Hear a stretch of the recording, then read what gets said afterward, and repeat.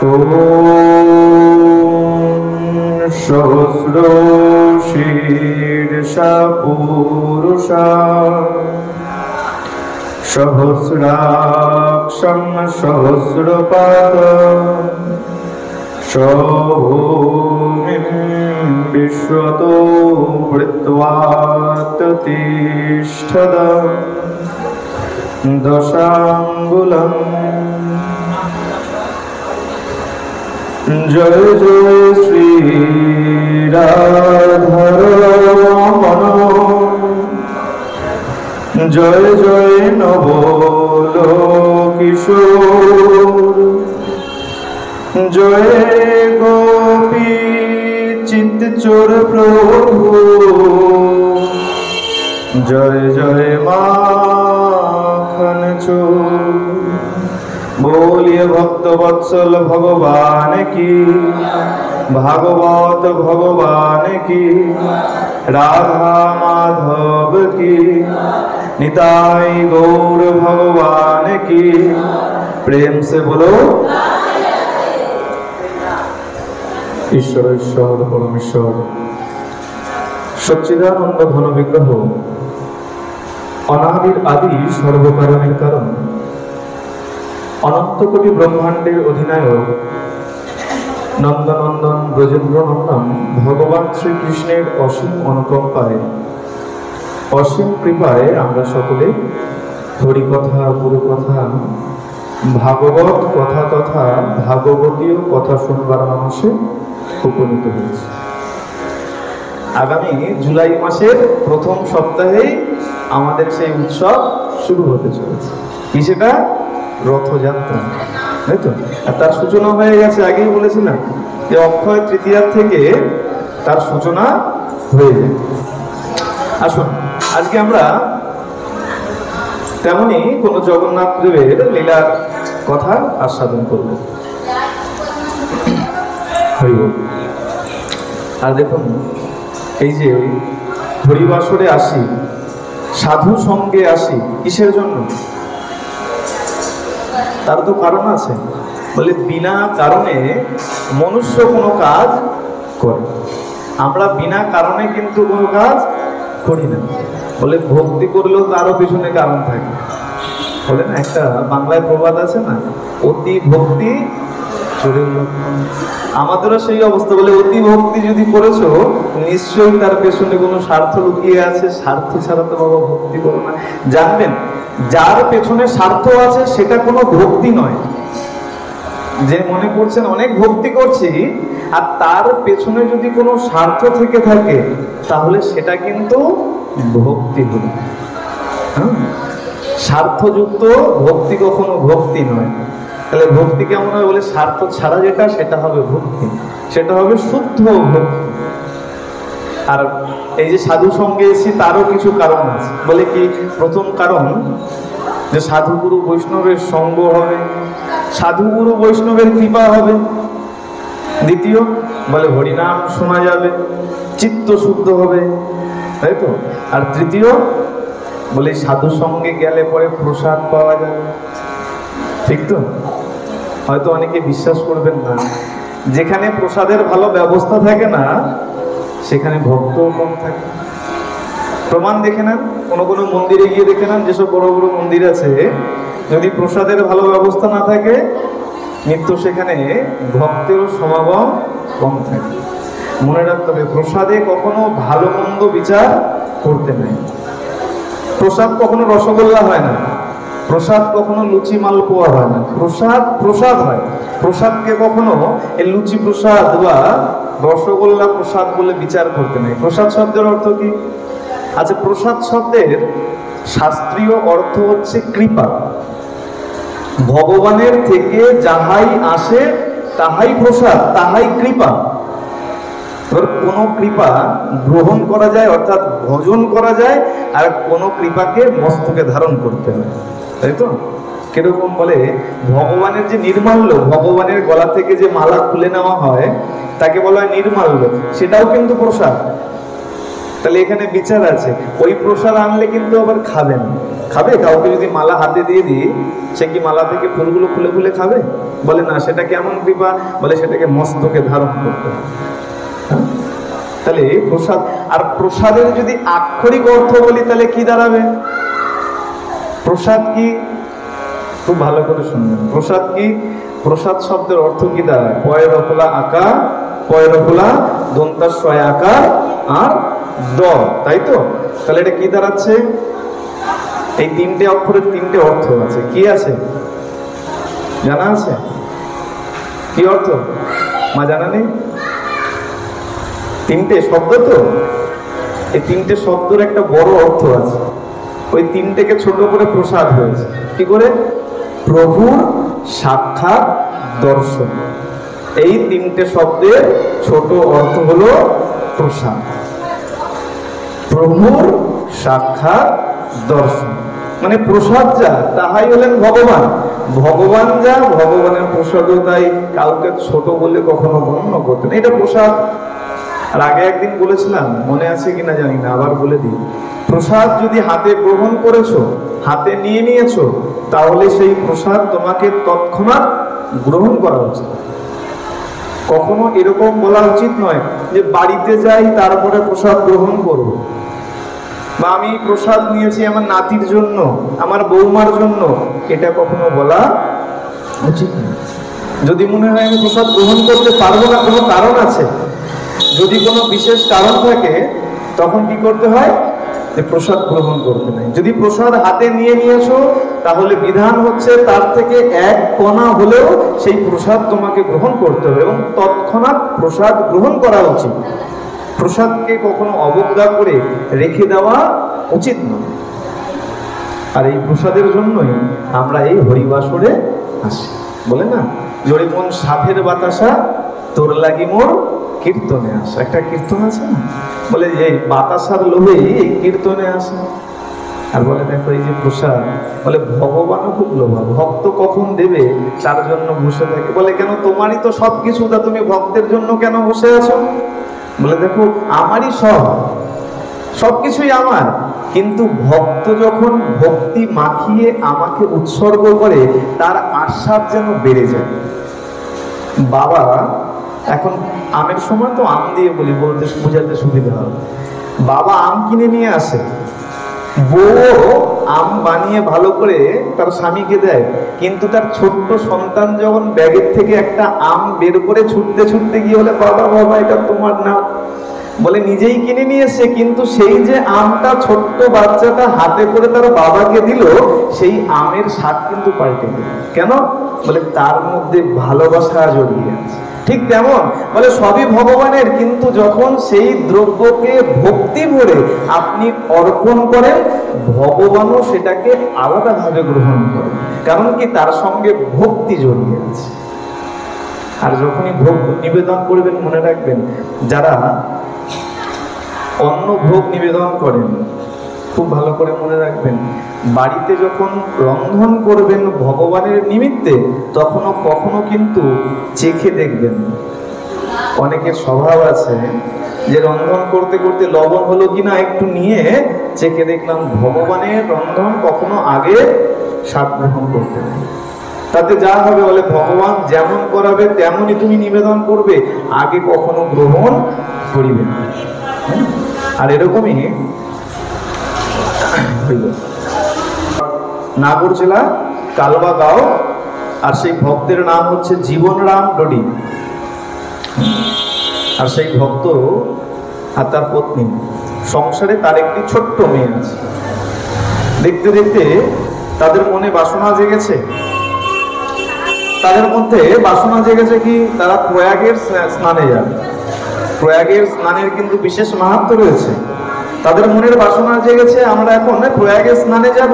কিন্তু প্রয়াগের স্নানে যে যাব, আমার ঘরে যে বিগ্রহ আছে, সেই বিগ্রহের সেবা পূজা কি হবে? আমরা অনেক সময় কি করি, বাড়ির যে বিগ্রহ আছে তার চিন্তা করি না। বলে ঠিক আছে ঠাকুর, অনেককে দেখেছি, অনেককে শুনেছি যে কিছু গোটা ফল সামনে রেখে দিয়ে চলে যায়। বলে ঠাকুর তুমি এগুলো সেবা করো, আমরা দুদিন ঘুরে আসি। বাড়ির সেবা করা বিগ্রহকে কখনো সেবা ব্যতীত ছেড়ে যাওয়া উচিত নয়। তখন কি করতে হয়? হয় কোনো নিকটস্থ কোনো আত্মীয়ের বাড়ি যেখানে সেবা পূজা নিত্য হয় সেখানে রেখে দিতে হয়, অথবা যদি নিকটে কোনো মন্দির থাকে সেই মন্দিরে সেবা পূজার জন্য সেই বিগ্রহকে রেখে দিতে হয়। বাড়িতে কখনো সেবা করা বিগ্রহকে ভোগ না দিয়ে 2-3 দিনের জন্য রেখে দিয়ে কখনো চলে যেতে নেই, এটাতে কি হয়? অপরাধ। আর যদি কারো বাড়িতে গোপাল আছে তো ভুল করেও এই কাজ কখনো করবেন না, কোনো বিগ্রহই করা উচিত নয়, কিন্তু গোপাল যদি থাকে ভুল করেও কিন্তু এই কাজ কেউ করবেন না। এখন তারা চিন্তা করছে কি করবে, এখনকার কথা না, অনেক আগের কথা। এখন তো খুব ভালো ব্যবস্থা আছে, কাছাকাছি কত বড় বড় মন্দির আছে, বা এখন খুঁজলে পরে অনেক ভক্ত বাড়ি পাওয়া যায়, যে বাবা একটু রাখো, 2 দিন আমরা একটু ঘুরে আসি। এখন না জীবনরাম রুডি আর তার পত্নী চিন্তা করছেন কি করি তাহলে। চিন্তা করতে করতে তারা ঠিক করেছেন, আচ্ছা বেশ, আমাদের যে কন্যা আছে তা সেই কন্যাকেই বলি যে মা তুই এই 2-3 দিন, যে কটা দিন আমরা স্নান করে ফিরছি, এই কটা দিন তুই ভগবানের সেবা কর। কিন্তু এখন তো সেটাও সম্ভব না। এখন তো আমার তো মনে হয় না এখানে কারো একজনেরও হাত উঠবে যে বাড়ির ছোট বাচ্চাকে যদি বলা হয় একটুখানি ঠাকুরকে পুজো দিস, পুজো তো দূরের কথা, যদি বলা হয় সন্ধ্যাটুকু দিস, সেইটুখানি সময় কোনো বাড়ির বাচ্চার আছে নাকি? হ্যাঁ, দেখুন এখানে এত ভক্ত রয়েছে, কিন্তু কারোর বাড়ি থেকে একজন পাই না যে ছোট বাচ্চা, সে তাকে যদি বলা একটু সন্ধ্যা দিস, সে একটুখানি সন্ধ্যা দেয়। বলে সন্ধ্যা সন্ধ্যা তোমরা দাও, যখন পারবে তখন দিও, আমাদের সময় নাই। শাস্ত্র কি বলছে? বলে দুঃশীল মাতৃদোষেন পিতৃদোষেন মূর্খতা, কার্পণ্যম বংশদোষেন আত্মদোষেন দরিদ্রতা। দুঃশীল মাতৃদোষেন, এই যে বাচ্চাকে আমরা দোষ দেই বারবার, বাচ্চাকে দোষ দিলাম। দুঃশীল, চরিত্র খারাপ হয় কার জন্য? মায়ের জন্য। দুঃশীল মাতৃদোষেন পিতৃদোষেন মূর্খতা, যদি সন্তান মূর্খ হয়, পড়াশোনা করছে না, কার দোষ? পিতার দোষে। খালি মাকে দোষ দিলে চলবে না, একটা দোষ মায়ের থাকলে বাবারও একটা থাকে। শাস্ত্র পরিষ্কার করে বলে দিল, দুঃশীল মাতৃদোষেন পিতৃদোষেন মূর্খতা, চরিত্র খারাপ হয় মায়ের জন্য। এক মাই পারে তার সন্তানকে সৎ চরিত্রবান করতে, আর পিতৃদোষেন মূর্খতা, যদি মূর্খ হয় তাহলে পিতার দোষ আছে। কার্পণ্যম বংশদোষেন, বংশের দোষে ব্যক্তি কৃপণ হয়। আর আত্মদোষেন দরিদ্র, নিজের দোষে মানুষ দরিদ্র। যে ব্যক্তি কর্মঠ নয়, কাজ করে না, দেখবেন তার প্রতি পদে পদে দরিদ্রতা লেগে আছে। ঠিক তেমন মা যদি তার সন্তানকে উপযুক্ত শিক্ষা দেয়, তাহলে সন্তান বাধ্য সেই কর্ম। আর এই মা কেমন? বলে উপযুক্ত শিক্ষা দিয়েছে, বৈষ্ণব মা, বৈষ্ণবী, পরম বৈষ্ণবী। জীবনরাম রুডি পরম বৈষ্ণব, তার পত্নীও পরম বৈষ্ণবী। শিক্ষা এমন দিয়েছে, সেই ছোট্ট কন্যা বলছে, হ্যাঁ বাবা চিন্তা করো না, এই 2-4 দিনের ব্যাপার, ঠিক আছে, তোমরা ঘুরে এসো, ভ্রমণ করে এসো, তীর্থ পর্যটন করে এসো, স্নান করে এসো, আমি কদিন ভগবানের সেবা পূজা দেব। তারা নিশ্চিন্তে চলে গেছেন প্রয়াগে স্নান করতে। এখন যখন গেছে, পরের দিন সেই ছোট্ট কন্যা কি করেছে? ভগবানের জন্য তাদের ঘরে জগন্নাথ বিগ্রহ রয়েছে, ভগবানের জন্য রন্ধন করেছে। কি রন্ধন করেছে?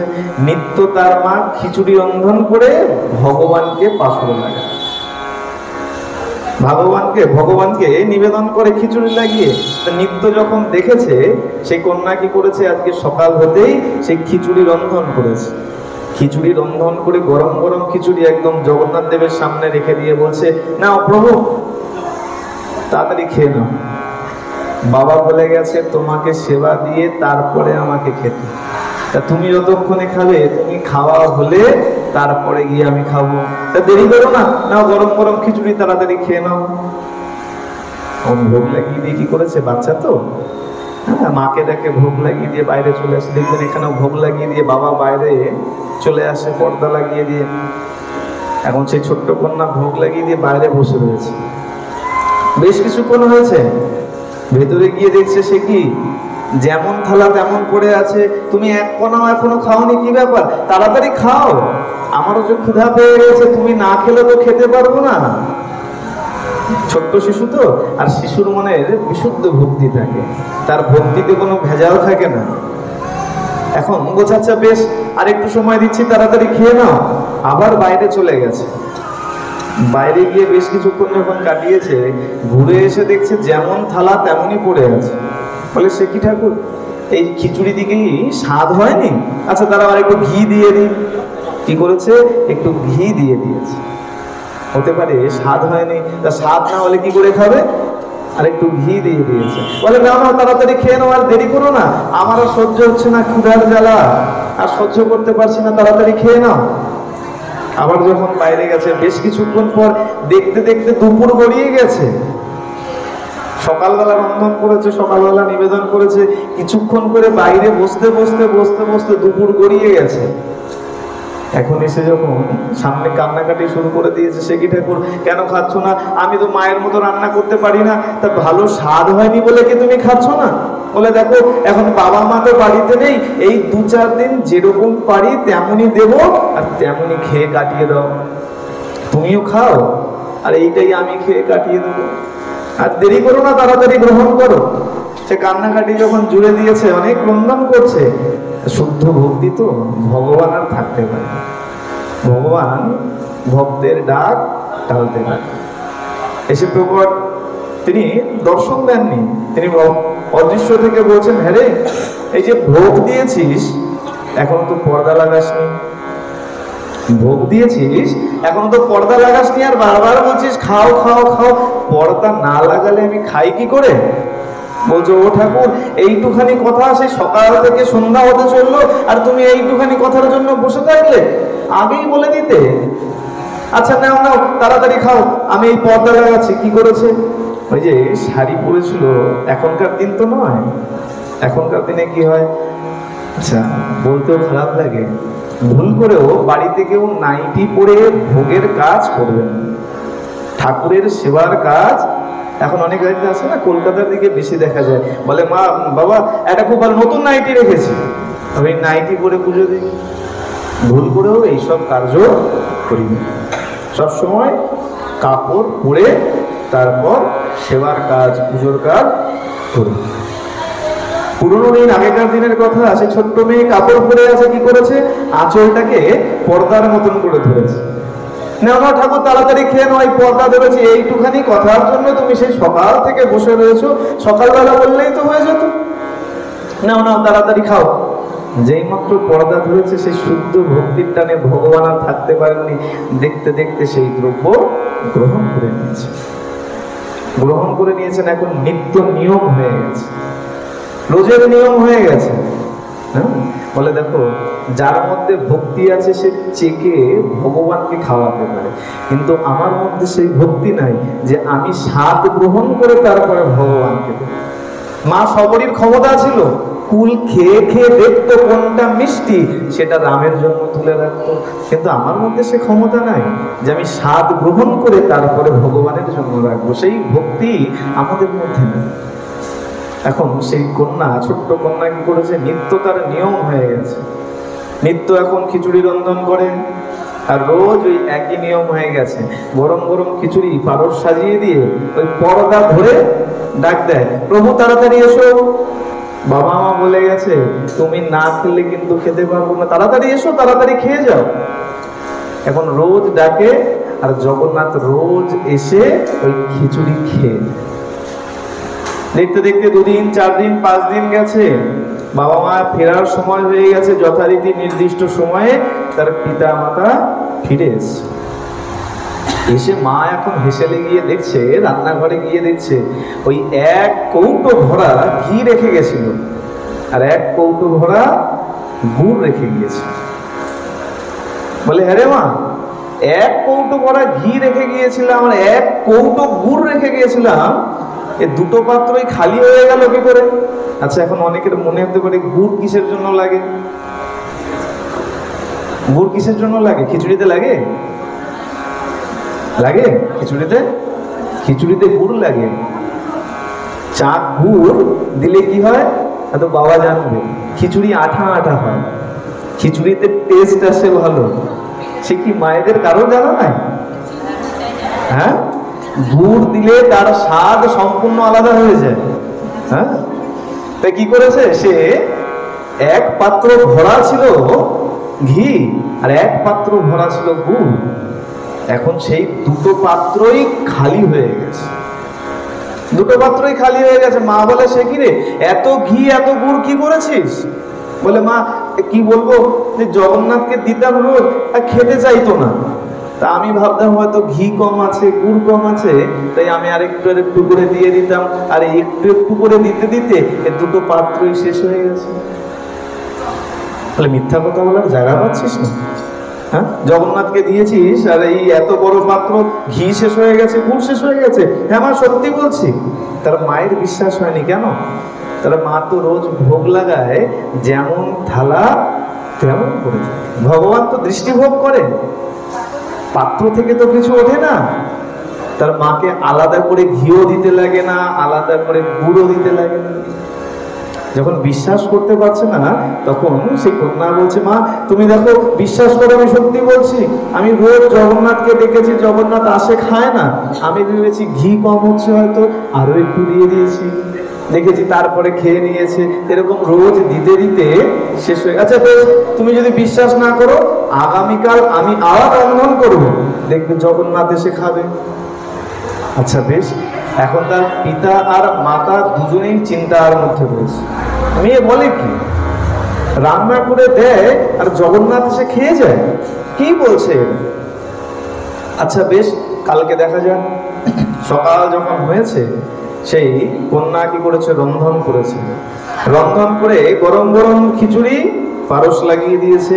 আর ওই পর্দা সেই কন্যা ধরে বলছে, ঠাকুর তাড়াতাড়ি এসে খাও, আমার বাবা মা বিশ্বাস করছে না যে তুমি খাও। জগন্নাথ দেব সেই শুদ্ধ ভক্তের টান রাখতে পারে, কি করেছেন, ছুটে চলে এসেছেন। আর এসে প্রতিদিনের মতো সেই দিনও খিচুড়ি সাবার করে দিয়েছে। যখনই খিচুড়ি সব সাবার করে দিয়েছে, ভোগ গ্রহণ করে নিয়েছে, সে কন্যা বলছে, মা তাড়াতাড়ি আসো, দেখো জগন্নাথ সবকিছু গ্রহণ করে নিয়েছে। তার বাবা মা দুজনেই এসে দেখে অবাক। বলে, আমরা রোজ ভোগ লাগাই, কিন্তু ভগবান তো কখনো এভাবে গ্রহণ করেন না। আমরা কত সৌভাগ্যবান যে আমরা এর মতন কন্যাকে আমার বংশে লাভ করেছি। বলে, যদি ভক্ত পুত্র বা কন্যা যদি বংশে জন্মগ্রহণ করে, বলে শুধু এই কুল না, তার বিগত 100 কুল পিতৃগণ তার সবার উদ্ধার হয়ে যায়। বলে, এই কারণে সন্তানদেরকে সুশিক্ষা দাও, সন্তানদেরকে এমন শিক্ষা দাও যাতে তারা এই ভক্তি পথে থাকে। আর তার জন্য কি বলে, তার জন্যে আগে থেকে তোমাকে প্রস্তুতি নিতে হবে। সন্তান হলে পরে প্রস্তুতি নেব, এটা ভুল ধারণা। কৃষক কিন্তু চারা গাছ হওয়ার পরে যত্ন নেয় না। কখন যত্ন নেয়? যখন বীজ বপন করবে তার আগে থেকে যত্ন নিতে শুরু করে, ভালো করে ক্ষেত পরিষ্কার করে রাখে। তারপরে বীজ যখন বপন করে, নিত্য সেখানে গিয়ে জল দেয়, আগাছা হচ্ছে কিনা দেখে, পরিষ্কার করে। ঠিক তেমন মায়েদের বড় দায়িত্ব আছে। কেমন দায়িত্ব? বলে, যখনই সন্তান গর্ভে চলে এসেছে তখন থেকে তুমি পরিচর্যা করো, তখন থেকে তুমি সব বাজে প্রসঙ্গ ত্যাগ করে দাও। ওই টিভির সামনে বসে মোবাইল হাতে নিয়ে সিরিয়াল দেখা, বাজে বাজে বই দেখা, এইসব ত্যাগ করে দাও। তাহলে কি হবে? তোমার সন্তানও সুশিক্ষা লাভ করবে। একটা কথা বলে না, বলে সবাই কি মায়ের পেট থেকে শিখে আসে নাকি? বলে, সবাই না আসলেও কেউ কেউ মায়ের পেট থেকে শিখে আসে। প্রমাণ আমাদের অভিমন্যু প্রমাণ। হ্যাঁ, চক্রব্যূহের সেই যুদ্ধের রচনা কিভাবে হবে, সম্পূর্ণ যুদ্ধের কৌশল মায়ের পেটের মধ্যে থেকে শিখে বেরিয়ে আসলো। কিন্তু যুদ্ধ থেকে কিভাবে বেরোবে সেই কৌশলটা তখন শিখতে পারেনি। এ কারণেই তার পরিণতিটা কিন্তু সেই যুদ্ধের মধ্যেই হলো। এ কারণে মায়েদের খুব সাবধান থাকতে হবে। বলে, সন্তান হলে তারপরে পরিচর্যা করবো না, যখন গর্ভে আছে তখন থেকেই তুমি তোমার চরিত্রকে সংশোধন করো। তুমি তোমার চরিত্র যেমন রাখবে, তোমার সন্তানও তেমন হবে। আজকে সেই কন্যাকে এত সুন্দরভাবে মানুষ করেছে যে আজকে সেই ছোট্ট কন্যার ডাকে ভগবান সাক্ষাৎ এসে তার ভোগ গ্রহণ করেছে। আর এই ছোট্ট কন্যার নাম আর কিছু নয়, হয়তো আমাদের অনেকের জানা, এই ছোট্ট কন্যার নাম হলো কর্মাবাই, ভক্ত কর্মাবাই, যার নাম জগন্নাথ পুরীতে অনেক প্রসিদ্ধ। আগের পুরনো কথা নয়, এখনো পর্যন্ত আজকের দিন পর্যন্ত প্রসিদ্ধ হচ্ছে। কেন? এইবার শুনুন সেই কথা। এই কর্মাবাই এখন কি করেছে, ছোটবেলায় বিবাহ হয়ে গিয়েছিল। আগে বাল্য বিবাহ হতো, ছোট বয়সে বিবাহ হয়ে যেত। আমি অন্য কারোরটা তো শুনিনি, আমার নিজের ঠাকুমারটা শোনা আছে। আমার নিজের ঠাকুমার নাকি 9 বছর বয়সে বিবাহ হয়ে গেছে। চিন্তা করে, হ্যাঁ, আগেকার দিনে হতো বাস্তব বাল্য বিবাহ। এখন বাল্য বিবাহ হয়েছিল, আর বাল্য বিবাহ যখন হয়েছে কোনো কারণে তার পতির দেহান্ত হয়ে গেছে, পতি মারা গেছে, আর বিবাহ হয়নি। এখন ছোট থেকেই ওই সেবা পুজোর মধ্যে তার মন এমন ভাবে লেগে গেছে। হরিবল মায়েরা, হরিবল হরিবল, হ্যালো, হরিবল হরিবল, একটু মায়েদের একটু ডাকুন, একটা কথা একটু বলুন। মায়েরা একটু শুনবেন, হরিবল। ভোগের কাজ করতে করতে এত কথা বলতে নাই, ভোগের কাজ করতে করতে এত কথা বলতে নেই। দেখুন, এগুলো শেখার আছে না। বাড়িতে যখন আমরা কিছু বুঝতে পারি না, যদি বুঝতে চেষ্টা করা হয়, মুখের সামনে একটা আয়না ধরে কথা বলে দেখবেন আয়নার মধ্যে কত থুতু চেটে, তাহলে বুঝতে পারবেন। সেবার কাজ করার সময় কখনো কথা বলতে নাই। আর যদি মনে হয় যে না কথা বলার প্রয়োজন আছে, কাপড়টা মুখে বেঁধে নিতে হয়, এতে অপরাধ হয়। আপনি আপনার অজান্তে থুতু ছিটে যাচ্ছে, সেটা কি হচ্ছে, এটাও হয়ে যাচ্ছে, এটা ভগবানকে নিবেদনের যোগ্য নয়। কিন্তু সেই দ্রব্য যদি ভগবানকে নিবেদন হয়, তাহলে কি হবে, বলে আপনার অপরাধ হবে, ওই ব্রাহ্মণ ঠাকুরের অপরাধ হবে না। এই কারণে সেবা পূজার কাজের সময় কথা বলতে নাই। যখন ভোগ রন্ধন করবেন, সেবা পূজার কাজ করবেন, তখন কখনো কথা বলতে নাই। কোথায় ছিলাম? আচ্ছা, কর্মবাইয়ের ছোটবেলায় তার পতির দেহান্ত হয়ে গিয়েছিল। মন একবার ঘুরে গেলে অন্য কোথাও চলে যায়, প্রেম সে বলো রাগাই। কর্মবাইয়ের পতি তার দেহান্ত হয়ে গেছে, সে এখন নিজের পুরো জীবনকে উৎসর্গ করে দিয়েছে ভগবানের সেবার জন্য। আর দেখতে দেখতে সবার যেমন জীবনে কাল নেমে আসে, তার জীবনেও কাল নেমে এসছে। তার পিতা মাতা দুজনেরই দেহান্ত হয়ে গেছে। চিন্তা করছেন এখন কি করব। তিনি চিন্তা করে কি করেছেন, তিনি পুরীতে চলে এসেছেন। পুরীতে এসে পুরীতে বসবাস করতে শুরু করেছেন। আর কি করেন, নিত্য ভোগ রন্ধন করেন। যেরকম ছোটবেলায় করতো ঠিক তেমন নিত্য ভোগ রন্ধন করে। কি রন্ধন করে? খিচুড়ি রন্ধন করে। আর নিত্য জগন্নাথ দেব আসে, সাক্ষাৎ এসে ভোগ গ্রহণ করেছে। এখন এমন ভক্ত, সে কিন্তু কাউকে বলে না যে আমার বাড়িতে ভগবান সাক্ষাৎ এসে নিজে বসে খিচুড়ি খেয়ে যায়। হ্যাঁ, কিন্তু আমাদের এখন একটা রোগ আছে, তো বলে সামান্য একটু যদি কিছু হয়ে যায়, আমরা এখন নিজেরা ঢাক ঢোল পিটিয়ে বলতে শুরু করি। দেখেন না, অনেকে আছে যদি একটু মায়ের ভর পড়ে বলতে শুরু করে, ওই আমি তো অমুক অমুক দিন ভর পড়ি। হ্যাঁ, কখনো বলতে নাই। ভজন সাধন বলে শুধু এতটুক না, এতটুক জেনে রাখুন, এই যে নামের মালা জপ করি, কত সংখ্যা জপ করি সেইটাও কাউকে বলতে নাই। 4 মালা জপ করছি, 16 মালা জপ করছি, 32 মালা জপ করছি, আপনি যাই করুন না কেন, যদি বলেছেন তার ফল নষ্ট হয়ে যায়। কে জানবে? এক আপনার গুরুদেব জানবে, আর আপনি জানবেন, দ্বিতীয় আর কেউ জানবে। কর্মাবাই কাউকে বলে না। ভগবান সাক্ষাৎ আসে, আর এসে নিজের ঘরে বসে খিচুড়ি গ্রহণ করে যায়, কাউকে বলে। কিন্তু ভগবান কি উৎসুক, ভগবানের শান্তি কিসে? বলে যখন ভক্তের কথা প্রচারিত হয়, তখন গিয়ে ভগবানের শান্তি হয়। এখন ভগবান চিন্তা করছে, এই আমার এমন ভক্ত, এর কথা কি করে চারিদিকে ছড়াবে, প্রচার কি করে হবে।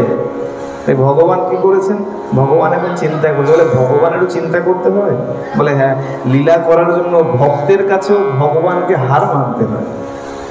এখন কি করেছেন, দেখতে দেখতে হঠাৎ এক সাধু এসছে কর্মাবাইয়ের বাড়িতে। আর সাধু যখন এসছে, এসে দেখছি কর্মাবাই সকাল হয়েছে, না স্নান করে, না হাত মুখ ধোয়, না রন্ধনশালা পরিষ্কার করে।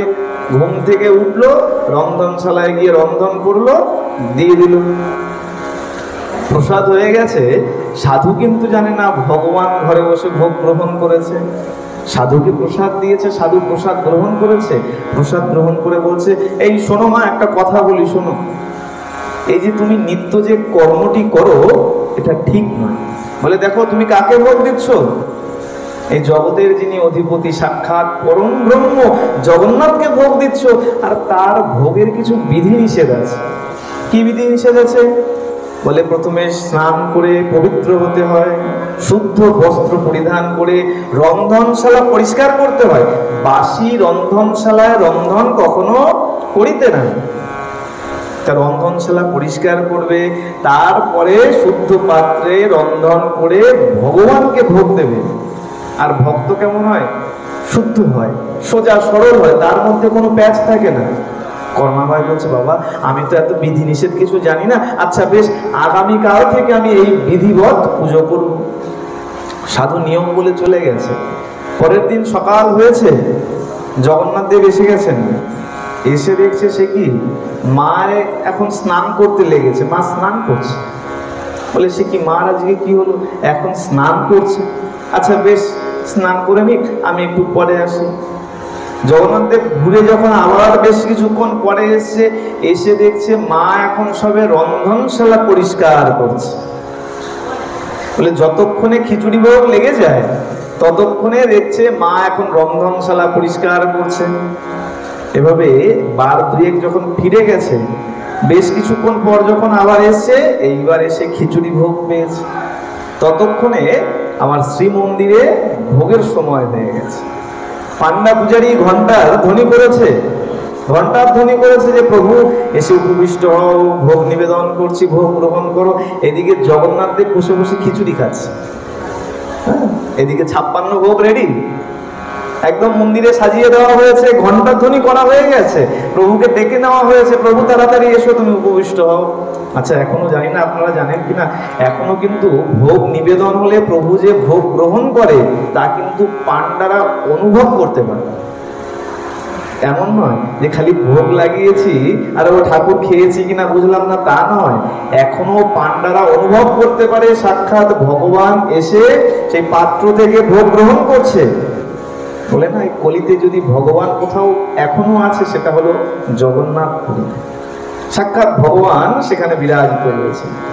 হ্যাঁ, আর এখন চিন্তা করে দেখুন, একবার সবাই মনে মনে ভেবে দেখুন, জগন্নাথ দেব বসে বসে খিচুড়ি খাচ্ছে, এদিকে পান্ডা ঘন্টার ধ্বনি করে দিয়েছে, মন্ত্র উচ্চারণ করছে, প্রভু এসো, তোমার ভোগ প্রস্তুত আছে।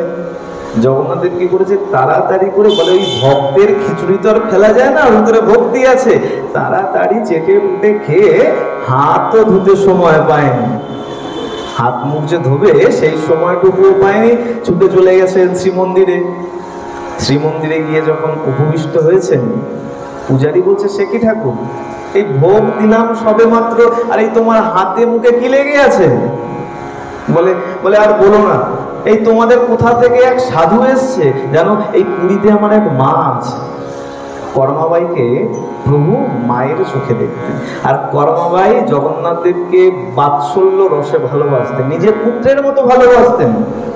বলে, দেখো কোন সাধু এসছে তোমাদের এই শ্রীক্ষেত্রে, আর সে কিনা আমার মাকে গিয়ে বিধি নিষেধ বলেছে। মা রোজ সকালে উঠে আমার জন্য খিচুড়ি রান্না করে, আর আমি গিয়ে সেই খিচুড়ি খেয়ে আসি, আর ওই তোমাদের ওই সাধু গিয়ে কি এমন নিয়ম বলে দিয়েছে, আজকে গিয়ে দেখি মা সকালবেলা স্নান করছে, তারপরে গিয়ে দেখি রন্ধনশালা পরিষ্কার করছে, তারপরে গিয়ে রন্ধন করে আমাকে খিচুড়ি দিয়েছে। যতক্ষণে খিচুড়ি দিয়েছে ততক্ষণে তোমাদের মন্দিরেও সময় হয়ে গেছে, কোন রকম খিচুড়ি খেয়ে চলে এসেছি, হাত মুখ ধোয়ার সময় পাইনি। বলে, শোনো, আমার এক কড়া নির্দেশ আছে, ওই সাধুকে বলে দেবে আমার আর মায়ের মধ্যে যেন বিধি নিষেধ নিয়ে না আসে, আমার আর মায়ের মধ্যে যেন কোনো নিয়ম নিয়ে না আসে। আর এটা কিন্তু খুব ভালো করে মনে রাখতে হবে, যারা বৃন্দাবনে যান তীর্থ দর্শন করার জন্য ব্রজবাসীদের কোনো কার্য দেখে কিন্তু কখনো নিন্দা করবে না। ব্রজবাসীরা কি করে বলে, আমরা তো শৌচালয়ে গেলে পরে এসে ভালো করে শুদ্ধ হয়ে স্নান করে তারপরে কার্য করি, আর ব্রজবাসীরা কি করে বলে ওইসব শুদ্ধ দরকার নেই। শৌচালয় থেকে আসলো, রন্ধন করলো আর থালায় করে দিয়ে বললো লে খা লালা খা, হয়ে গেল, মন্ত্র লাগে না। তাই তো, যারা যারা বৃন্দাবন গেছেন জানবেন। হ্যাঁ, বলে কেন? বলে তারা কিন্তু ভগবানকে কিন্তু ভগবান মনে করে না, শ্রীকৃষ্ণকে ভগবান মনে করে না। কি মনে করে? ঘরের ছেলে। ঘরের ছেলে যখন তুই, তোকে আবার কি মন্ত্র বলবো আর কি শুদ্ধ অশুদ্ধ, যেমন দেব তেমন খাবি, বেশি বাড়াবাড়ি করবি তাহলে খেতেই পাবি না। তারা বাৎসল্য রসে ভালোবাসে। ভগবানেরকে তারা যে ভক্তিতে ভালোবাসে সেই ভক্তি আমাদের নাই, তাই তাদের কোনো কার্য কখনো নিন্দা করতে নাই। এরা এমন ভাবে সেবা করছে, এমন ভাবে করা উচিত না, এটা মনেও আনতে নাই। ভগবান তাদেরটা গ্রহণ করছে, ভগবান যদি খুশি আছে আমরা তার মধ্যে রোকটোক করার কে? ভগবান করা নির্দেশ করে দিলেন যে দেখো একে তাকে গিয়ে বলে দাও যেন আমার আর মায়ের মধ্যে কোনো নিয়ম নিয়ে না আসে। সাধুকে গিয়ে পান্ডা বলেছেন আপনি কি এমন করেছেন, প্রভু রুষ্ট হয়ে গেছে, আপনি নাকি কর্মাবাইকে বিধি নিষেধ দিয়ে এসেছেন। সেই সাধু ছুটতে ছুটতে গেছে, গিয়ে লুটিয়ে পড়েছে, মাগো আমি জানতাম না তোমার এমন ভক্তি, আমি ভুল করে তোমায় কত বিধি নিষেধ করে দিয়ে গেছি। মাগো তোমার কোনো নিয়ম পালন করার দরকার নাই, তুমি যেমন সেবা করছিলে তেমন পূর্ববৎ তুমি তেমনই সেবা করো, তোমার স্নান শৌচ বিধানের কোনো প্রয়োজন নাই। দেখতে দেখতে সেই কর্মাবাইয়ের এখন জীবনের অন্তিম দশা চলে এসেছে, আর সেই অবস্থাতেও সে জগন্নাথকে খিচুড়ি ভোগ নিবেদন করে দেয়, বাদ দেয় না। একদিন কি হলো, কাল চক্রে সেই কর্মাবাইকেও চলে যেতে হবে। জগন্নাথ দেবকে এখন পূজারীরা ভোগ নিবেদন করেছে, দেখছে প্রভু আর ভোগ গ্রহণ করছে না, প্রভুর চক্ষু থেকে অশ্রু বয়ে যাচ্ছে। পূজারীরা ছুটে গেছে মহারাজের কাছে, মহারাজ মহারাজ অঘটন হয়ে গেছে, প্রভু ভোগ নিবেদন করছে না আর প্রভুর চক্ষু থেকে অশ্রু নির্গত হচ্ছে, তাড়াতাড়ি চলুন তাড়াতাড়ি চলুন। মহারাজ এসে লুটিয়ে পড়েছেন, প্রভু কি অপরাধ হয়েছে আমাদেরকে বলো, কি অপরাধ করেছি আমরা? যদি না বলো কি করে জানবো? হে রাজন, তোমরা কোনো অপরাধ করোনি, তাহলে প্রভু আপনি তো ভোগ নিবেদন করা হয়েছে, আপনি ভোগ গ্রহণ করছেন না, আপনি এভাবে ক্রন্দন কেন করছেন?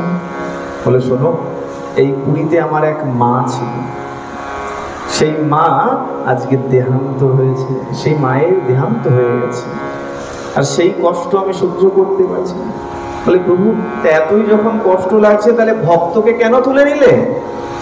তোমার যখন এতই কষ্ট লাগছে তুমি চাইলেই তো মা কর্মাবাই আরো কিছুদিন থাকতে পারতো। বলে না গো, আমি ভক্তকে বেশি দিন এই পৃথিবীর কষ্ট দিতে চাই না, তাই মাকে যথাসময়ে আমি আমার ধামে নিয়ে গেছি। কিন্তু কষ্ট কি জানো? বলে কি কষ্ট প্রভু? বলে মা আমাকে রোজ খিচুড়ি রান্না করে খাওয়াতো, সেই খিচুড়ি তো আমি আর পাবো না, সেই ভক্তের ভক্তি মাখা খিচুড়ি, সেই নৈবেদ্য, সেটা তো আমি আর পাবো না। তাই ক্রন্দন করছেন রাজা। তখন ভগবান বললেন, প্রভু হয়তো সেই বাৎসল্য রসে মাখা খিচুড়ি হয়তো আপনাকে আমি দিতে পারবো না, কিন্তু আজ থেকে আমি নিয়ম জারি করছি, আপনাকেও এই ভোগের মধ্যে প্রত্যহ খিচুড়ি রন্ধন করে দেওয়া হয়। সেই থেকে এখনো পর্যন্ত জগন্নাথ দেবের ভোগের মধ্যে একটা নৈবেদ্য হলো খিচুড়ি। খিচুড়ি অবশ্যই দেওয়া হয়, শুধু খিচুড়ি দেওয়া হয় না, ওই খিচুড়ি নিয়ে গিয়ে বলা হয় যে প্রভু এই তোমার কর্মাবাইয়ের খিচুড়ি, তৎপশ্চাৎ গিয়ে প্রভু সেই খিচুড়ি গ্রহণ করে, নাম ধরে উৎসর্গ করা হয়, এটা হলো তোমার মা কর্মাবাইয়ের খিচুড়ি, তখন গিয়ে প্রভু ওই খিচুড়ি গ্রহণ করে। এ কারণে বলা হয় 56 ভোগ 36 ব্যঞ্জন যতই দাও না কেন, তাতে যদি ভক্তি না দাও ভগবান কিছুই গ্রহণ করেছিলেন না। বিদুর পত্নী কি করেছিলেন সবার জানা আছে, কলাগুলোকে ফেলে দিয়েছিল, খোসাগুলো তুলে দিয়েছিল। আচ্ছা গোবিন্দ বলতে পারতো না? গোবিন্দ কি বোবা ছিল যে না বলতে পারছে না, এই তুমি কি করছো মা, তুমি খোসাগুলো খাওয়াচ্ছ, কলাগুলো কেন দিচ্ছ না? বলে না, গোবিন্দ বলে নাই। বিদুর এসে বলতে শুরু করেছিল, আরে করছো কি তুমি গিন্নি, কলা ফেলে দিচ্ছ, খোসা দিচ্ছ। যখন বলতে গেছে, আমার প্রভু হাত দিয়ে রুখে দিয়েছে, থেমে যাও। ভগবান কি খাচ্ছেন? কলার খোসা? কলার খোসা খাচ্ছেন না, কি খাচ্ছেন? ওই বিদুর পত্নীর ভক্তিকে গ্রহণ করছে। ভগবানকে যে যতই দিক না কেন, তার মধ্যে যদি ভক্তি না থাকে, তাহলে ভগবান সেটা গ্রহণ করে। এ কারণে দেখবেন, বাড়িতে যত ভালোই করে খিচুড়ি রান্না করেন না কেন, ভগবানের উদ্দেশ্যে যে খিচুড়ি রন্ধন করা হয়, তার স্বাদের সমতুল্য কখনো কোনোভাবে হবে। কেন? বলে তার মধ্যে ভক্তি থাকে, তার মধ্যে ভক্তি মেশানো থাকে।